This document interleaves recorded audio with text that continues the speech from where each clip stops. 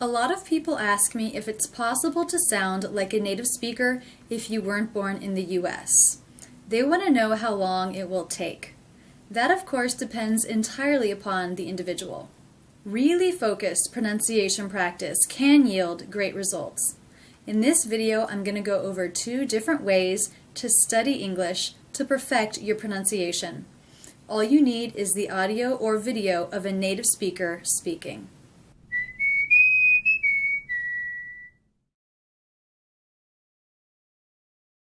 First, we're going to do a Ben Franklin exercise.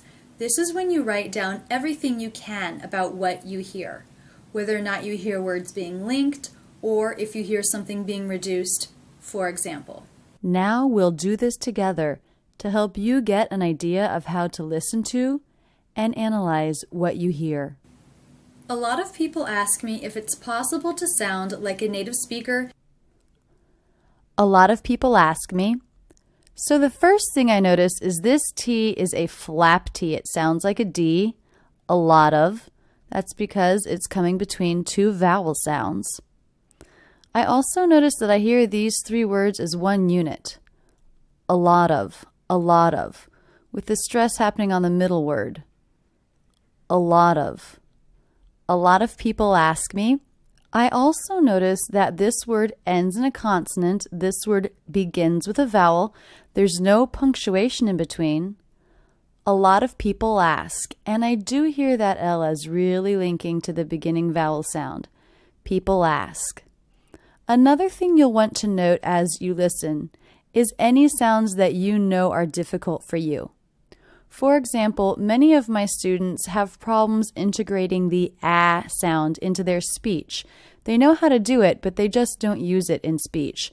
So I would definitely, if I was one of them, mark this ah vowel so that I'll be sure to note it. And then we'll hopefully begin to integrate ah into my speech when I see this word ask. A lot of people ask me. Let's keep going. A lot of people ask me if it's possible to sound like a native speaker. If it's possible to sound.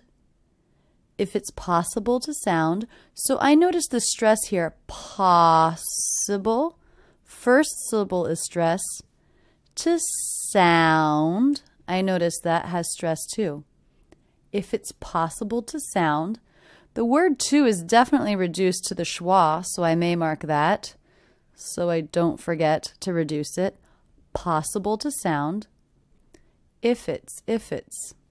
Here's another case where one word ends in a consonant sound, the next word begins with a vowel sound. If it's, and I do definitely hear those connecting together. If it's possible to sound. A lot of people ask me if it's possible to sound like a native speaker. Like a native speaker? I notice my voice goes up at the end here. Speaker. That's because the sentence isn't over. The next word is if. I also notice the stress is big, small. Big, small. Big, small. Like a native speaker. Like a native speaker.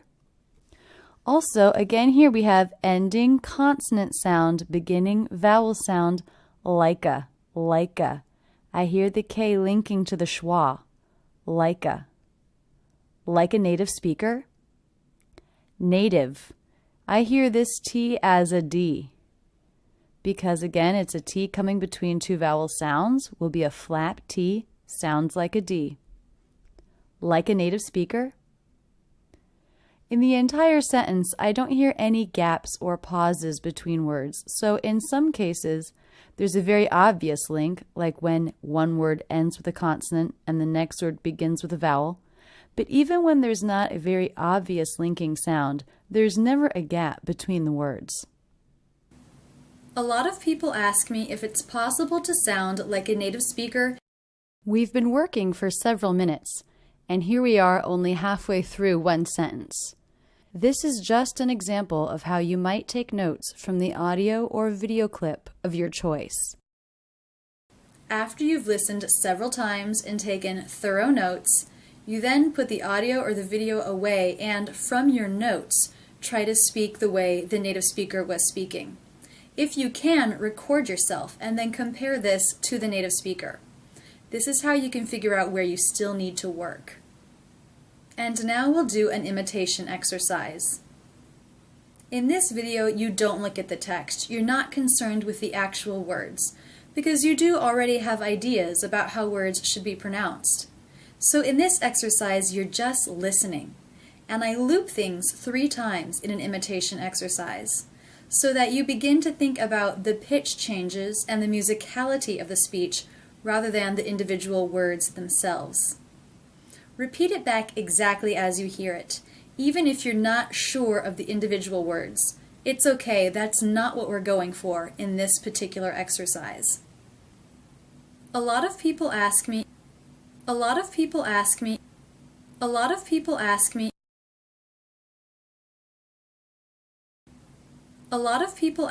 if it's possible to sound like a native speaker, if it's possible to sound like a native speaker, if it's possible to sound like a native speaker, if it's possible to sound like a native speaker if you weren't born in the US. If you weren't born in the US. If you weren't born in the US.